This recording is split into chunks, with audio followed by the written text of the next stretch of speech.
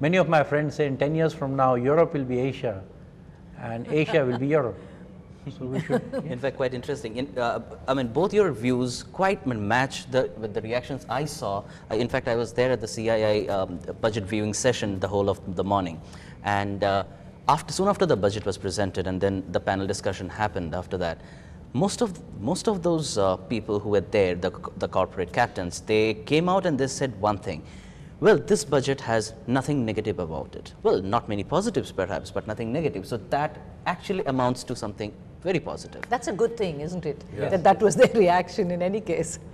Mr. Ramkumar? Yeah. You know, one more question, if I may address, Sure. ask Mr. Jadhav and Mr. Ramkumar in that order.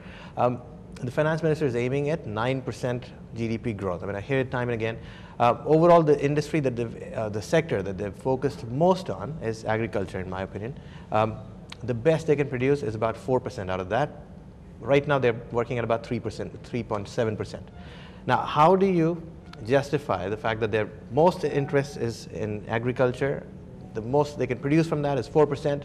How will they achieve the 9%? Where is the rest of the growth coming in that will pull overall averages up to 9%? What's your opinion? Where would that growth come from? Mr. Ramkumar? See, if you do the arithmetic, you got to grow more than 10% on the other sectors. Absolutely, yes. Giving 20% or less than that in agriculture. Right. And we've not grown more than 10% very recently, you know. Things are just picking up from 4% and 6%. I think it's a good goal to have, and we hope something turns out better. But at the moment, it's tough to visualize how it happens. But it's quite possible it can come from the service sector, because we see the rural markets are growing. If you see the two-wheelers, the telecommunication and everything, they're talking about rural is where the growth is, FMCG companies. So here, the money which is going into the farmers and the infrastructure, employees, etc., could propel this. And we would like to think this will happen, rather than get into too much of logic. But at the moment, it's tough to believe. I look at it this way. I think we should make our agricultural sector more productive. We should increase our growth over there. It's important. We just can't struggle with 3 and 4. We should make it, we should feed the world from India. Fruits or whatever organically grown, there's a tremendous possibility. I have Japanese visitors who come, when I go to Ranipet, they say, you have so much of land, there's so much of vacant land. Why aren't you doing anything about it? And I used to feel that just because they don't have land, they're jealous. But everything can be done. And I think if we can crank up the growth in the agricultural sector, it'll help us all. I feel that should happen. So by inference, you're really saying that they haven't done enough for the agricultural sector, yes. right? We are behind, yes. Okay. I'll say amen to that. I know, we've seen this story before in Mexico. It kind of turned out well for them for a very long number of years, but then eventually you have to watch out the pitfalls as well. Well, that's a good insight. Thank you. Thank you. My next question is again for Mr. Jadhav. Tell us, do you think that this budget was for the common people? We've gone over this with Mr. Ramkumar, as again an employee of all these people. You were talking about those cracked feet that you see in the morning, and we hope that something will be done for them. But again, hope is not a strategy. Failure is not an option. We're talking about budget here.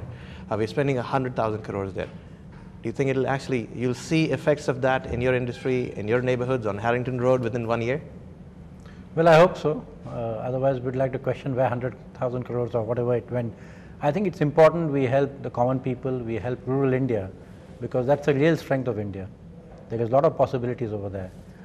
We are looking at making footwear to be retailed less than $1 a pair to help people, especially in rural India. Because today, with the prices of rubber going up, earlier you had flip-flops or whatever at a reasonable price. But today, with various taxes and everything, it's unaffordable. We must look at the health of the nation also. So if we can empower these people, help them be economically more stronger, we have more security. Interesting. We were also having a conversation right before the show, Mr. Ramkumar and I, and you told me about 20% of your production goes offshore, it's exports. Tell us, where do you see growth for your industry? So right now it's 20%. Is that where you see future growth, or do you see the domestic sector also picking up? Which part would you be putting most of your eggs in, if these are baskets? See, definitely we are banking quite a bit on the growth in the domestic industry. We are largely connected with automobiles. We also make bicycles, and there's a good market for bicycles here. As far as export is concerned, I think we need to get a little more competitive. If you're going to give the same products, it's not going to be possible. What we are banking on is, say, the companies in Europe and America. For example, General Motors is filed Chapter 11 and others have done this. So a lot of component manufacturers will fold up. While the total demand has not gone up, they will always look for alternative sources which are cheaper. So we are really thinking that if we become a little sharper in terms of the products and services, we can replace within the smaller pie. Right. So I think that's where it's going to make us more competitive. Right. Mr. Jadhav, can I have a quick final word from you on that? Exports versus domestic demand, what do you think? What's your future? I really feel the future for us will be more domestic than export. Right. I feel in domestic market you can control your destiny. You have so many millions of people who go to offices every day. You gradually see 10 or 20 years ago people used to wear only blue or white shirts. Today people are going to the office with colorful shirts. Trousers, the entire structure has changed. Yes. No, right.